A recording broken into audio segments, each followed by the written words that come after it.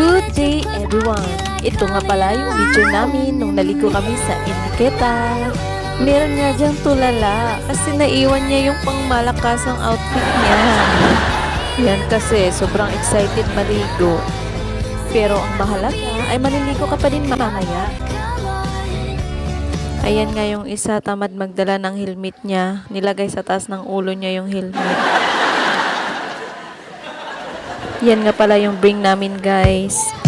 Kuchinta, fried chicken, at meron din kaming shrimp, at meron din laman, may koji bar, biko, at saka kanin.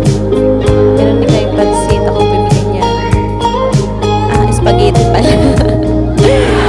Ito na nga, maliligo na kami guys. Siyempre, mag-lotion na tayo. At ayan na nga, gagamit din si mother. Ay, masugat mo. Mabango? Diba? Bango-bango daw. Oh, diba? Siyempre, gagamit din daw siya para hindi siya umitim. Napakaganda nga rito kasi sobrang fresh ng hangin at tubig. At dito na nga kami tumambay.